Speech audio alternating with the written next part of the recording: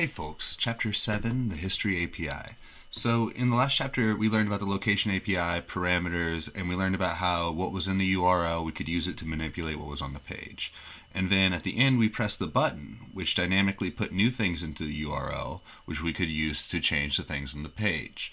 Now, as we all know, as we learned in Chapter 3 about state management, the state of a single page application is going to live entirely within the browser, within the single run. And so we have to use what we have and keep it running, and we want to make sure that we don't have an interrupted experience for the user.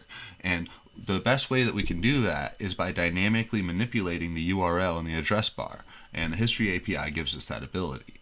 Now, what this gives you is, you see the URL changing, you see the things on the page changing. It's just like a normal page. But little do they know, we're just changing everything behind the scenes to make it seem like they're loading a new page, to make it seem like everything's different. But really, it's just the state of the page that has changed, the state. Okay, so we're going to get into the code, and we're just going to talk about this real quick. Another quick video. Here we go. So this is the same code as last time. We're just going to go over a little bit and talk about that button and how it worked. And so remember in Chapter 3 we talked about state management. We talked about how we had to name everything really carefully, because there's not actually a thing called state in JavaScript. We just kind of name things and then keep track of it. And so, but there is a couple things like the History API. They just named it in a way that was smart, and everything is based around the idea of a state object.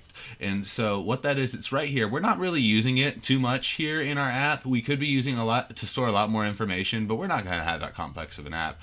So this and the title, this is deprecated. You don't have to worry about really either of these too much whenever you're building an app like this. All we're doing is manipulating the URL. That's the last argument in the pushState method.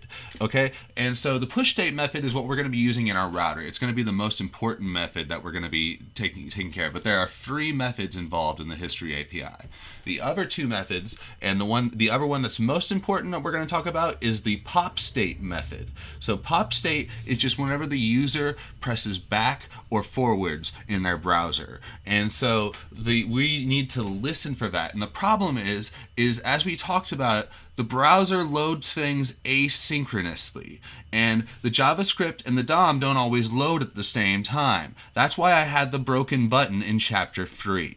So in this chapter, we have to learn about how the window object has this load property. And what that means is everything's done. It's loaded. Everything is loaded into the DOM. You know for a fact that whatever you try to do at that point is going to work because everything has been loaded. When I first started, I tried to do DOM content loaded, but that's not everything. That doesn't include the JavaScript parsing. So you have to do the load event. And so what you want to do is once it's all loaded in, then you place your listener for the popState, because it doesn't happen until late. And once that actually happens, then we're going to run our color check function. So whenever the page loads in, we run the color check function then, and which is just checking the URL and checking what colors we have in the URL. And then after it's loaded in, we check to make sure that the user hasn't pressed any back or forward, so that we can change the colors to match the URL again.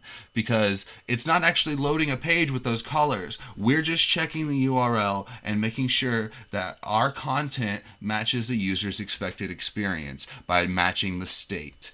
And so we're going to check out how that works really quickly over here in the browser. There is one more method that I want to mention before I get too far in, and it's the replaceState method. We're not going to be using it, but the way it works is that if you don't want the user to be able to press the back button and to access that state again, you can replace it in the URL with something else. So the way it works is that there's a stack of things. As you browse, you keep adding to this stack, and what we're doing with the pushState method is we're putting it on top of the stack, and the popState method is checking to see if anything comes off of the stack or gets put back on whenever you press forwards. And then what replaceState method does is it just takes that piece of the stack and puts something else there entirely, so that if you have something like a page with a user authentication or something important, and it's hard to keep these things safe in a single page application, and that's where the replaceState method comes in. Okay, so let's go ahead and test the button out one more time just to talk about how it works. Okay, so we have our two containers here as we did just like the last time. And as you remember, we can press this to go through the hashes. And then this is what we're really focusing on, is that we can randomize the callers. And we're using that pushState method every time we press this button. And it pushes a new state of two new random callers into the stack. And as you saw, we talked about, we can go back and forwards through this stack that we're building. And then once again, the most important part about this is we're not refreshing the page. So if we had anything important, like the cart, if we were trying to save that in some sort of internal cache instead of doing a local storage, that would all still be saved. And that's what's important, because you want to make sure that the state is maintained as you go through. You don't want to completely destroy and rebuild the DOM. And so we're going to talk about more about local storage and saving pieces of state in local storage, because it's just easy to do that way. And we'll talk about that in 12 hours.